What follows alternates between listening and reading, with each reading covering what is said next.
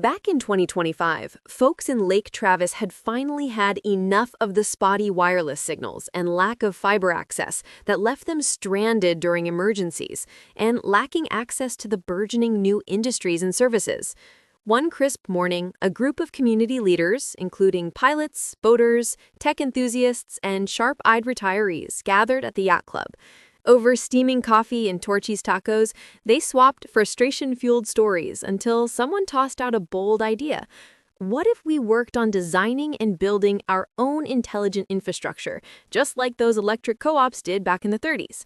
That spark ignited LakeNet, a member-owned cooperative dedicated to building smart, resilient, and AI-enabled networks from the ground up, with data privacy as a core tenet. Local engineers jumped in, donating detailed blueprints for a mesh system of self-healing wireless networks built on public infrastructure networking nodes, or pins, that could reroute signals around failures like water finding its way downhill. Soon, a larger group from the community was engaged and working with real estate developers, the city, the school district, the regional hospital, the fire and police, and dozens of businesses. By 2026, dozens of pins stood tall, artfully woven through the coves and rolling hills. It went far beyond basic Wi-Fi. The network powered emergency alerts, coordinated drone deliveries, and streamed vital medical data without a hitch. No bloated telecom giants calling the shots, no profit-hungry middlemen, just their dollars, their decisions. Every year, members vote on upgrades with the enthusiasm of kids debating new playground gear. The result? Community pride soaring higher than the summer heat, turning Lake Travis into the unsung pioneers of the digital co-op era. But LakeNet was more than just rock-solid connectivity. It became a fierce guardian of their digital realm, safeguarding data sovereignty like buried pirate treasure on the lakebed. Those same engineers wove in blockchain protocols from the start, ensuring no prying eyes from afar could snoop on boat GPS trails or quirky smart fridge inventories. Every scrap of data stayed sealed in local servers, naturally cooled by the lake's gentle breezes. They etched ironclad rules into the co-op's charter. Residents owned their information outright, and any sharing required a community vote. By 2026, this foundation let locals unleash their creativity with AI personalities tailored to the Travis way, like LakeBuddy, the affable virtual guide dishing out insider tips on the best fishing holes, or Storm Sentry, a predictive model fine-tuned on hyper-local rainfall patterns to forecast trouble before it brewed. Cloud behemoths never got so much as a sniff. These AIs hummed along on co-op-owned hardware, seamlessly adjusting boat rentals or firing off flood warnings in real time.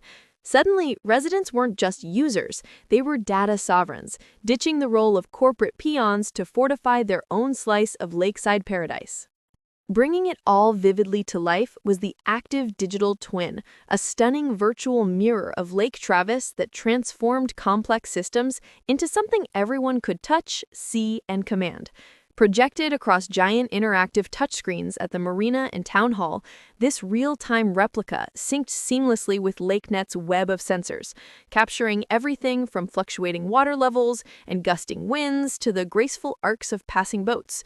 To the community, it felt like stepping into a hyper-realistic video game map, but grounded in their everyday reality. It allowed new projects to rocket through the permitting process with faster community engagement and support. The digital twin came just at the right time to allow transportation engineers to embrace the new sensors, to optimize the traffic flow, and keep the community humming, even as it experienced continued growth. At dusk, a shimmering 3D hologram would flicker to life, providing new entertainment experiences, mapping out coves, docks, and AI nodes that pulsed green for optimal health or red for a quick fix. Kids gleefully poked at the display to toggle flood simulations, while retirees leaned in to zoom on live wildlife camps. Activation was effortless. Just wave your phone near any node, and bam, LakeBuddy chimed in with navigation advice, or Storm Sentry plotted a safer route around brewing waves. This wasn't some distant sci-fi gimmick. It was their lake, democratized and steerable by all. Even co-op votes turned playful. Point at the screen to propose a new intelligent node and watch an instant simulation unfold, projecting costs and coverage like a crystal ball.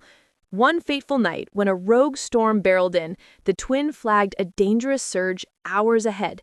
The co-op swiftly redirected drone patrols, and boats slipped through unscathed. In that moment, they weren't merely connected, they were intertwined, a living network where every voice could call the shots in the heat of the action. This intelligent infrastructure didn't sit idle for long. It ignited a fresh wave of homegrown innovation, drawing in the boldest young minds from Lake Travis High and ambitious newcomers eager to play. Barely a year after the pins rose, the school's tech club, led by 16-year-old Maya, a pint-sized coding prodigy who could tie boat knots blindfolded, turned the co-op's new marina lab into their playground. Leveraging the Edge architecture's ultra-low latency nodes, they hacked together Fish Finder, an app that fused sonar feeds from community buoys to beam precise angler guides right to your phone. Maya Squad monetized it smartly, hawking premium heat-mapped charts for a crisp $5 each, and funneling a cut back to the co-op for server upkeep. Not far behind, a pair of 20-something entrepreneurs, Jake and Lila, who'd traded Austin's hustle for lakefront calm, set up shop in a quirky loft above the local taco joint. Their brainchild, Lake Live, beamed immersive streams from lakeside cams laced with AI overlays, spotlighting fish schools in real time or layering ethereal sunset filters straight to VR headsets. It magnetized tourists like fireflies to a porch light, all while keeping every byte of data snug and local. These weren't fleeting gadgets. They thrived on LakeNet's swift ironclad grid, delivering zero-lag magic without a whisper of external leaks. The kids took it further with Co-op Chat, a wholesome social hub for swapping lake lore, from hidden coves to tackle tweaks, gently moderated by an AI steeped in the community's easygoing ethos. Jake and Lila's outfit snagged seed grants to expand, but true to form, they looped in the co-op for shared profits and open-source tweaks. By 2027, Maya was striding into City Hall to pitch Fish Finder 2.0 like a seasoned CEO, with pint-sized startups sprouting among the high schoolers. Lake Travis had morphed into a buzzing incubator for grassroots tech, where small, scrappy ideas sent ripples across the water, all cultivated right there on their sun-kissed turf.